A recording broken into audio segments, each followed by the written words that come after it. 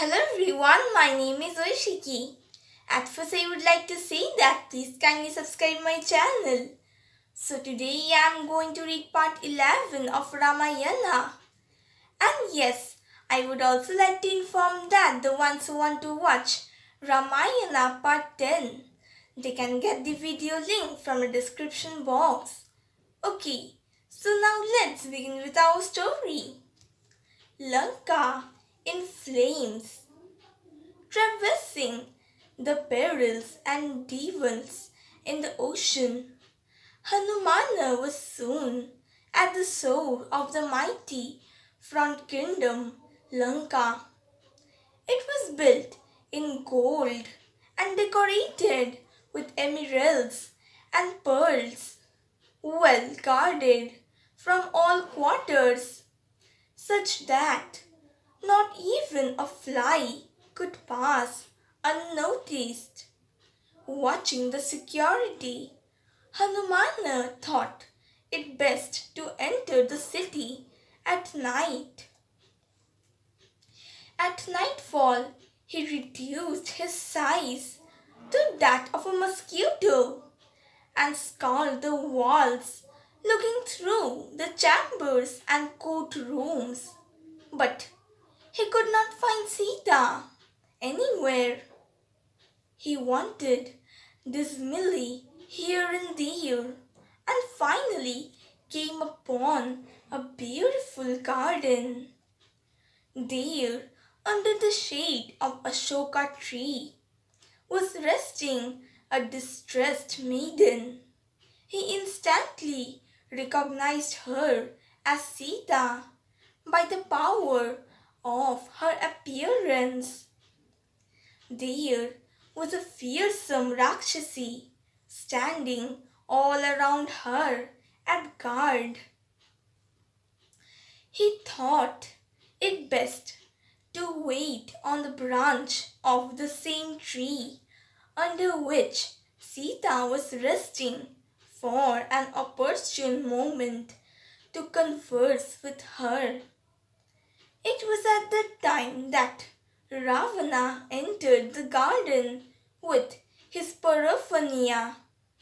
He was accompanied by his wife and several maids who carried huge plates loaded with fine jewelry and clothing. Ravana tried to first lure her with all the luxuries and then scare her in order to agree to be his wife. But Sita was adamant. She reminded him of her powers of her husband and the trouble that he had landed himself into. Ravana left in distress and Hanumana sought it to be the right opportunity to present himself before Sita.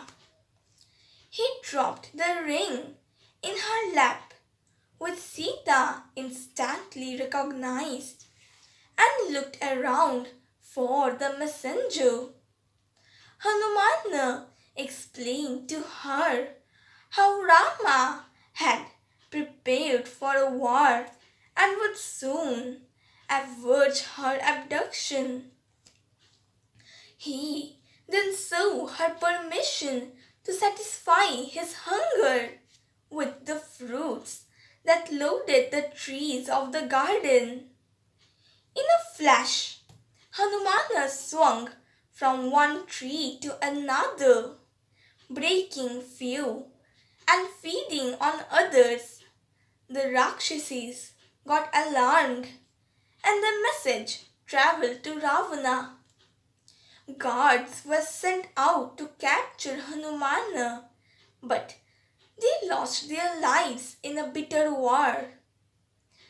Ravana's son Akshay met the same fate. However, when Indrajit used the Brahmastra on Hanumana, he gave in revenge to the weapon. The guards took no time in tying him and carrying him to the court of the ten-headed Ravana. Ravana's eyes blazed with vengeance and he was further agitated when Hanumana announced himself as a messenger of Lord Rama, whose wife had been kidnapped. He untied himself in a wink of the eyes and seated himself on the throne created by his long coiled tail. He warned Ravana of the fate that awaited him in case he refused to surrender to Rama. Ravana had lost all controls over his rage and ordered Hanumana's tail to be put on fire. As soon as the tail was lit, Hanumana reduced himself to the size of a fly yet again and climbed every pillar and material of Lanka, wrapping it in flames.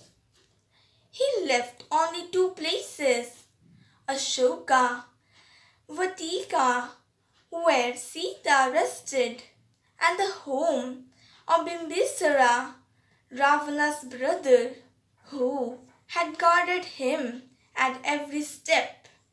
In Lanka, the kingdom blazed like a ball of fire, and soon there remained only ashes.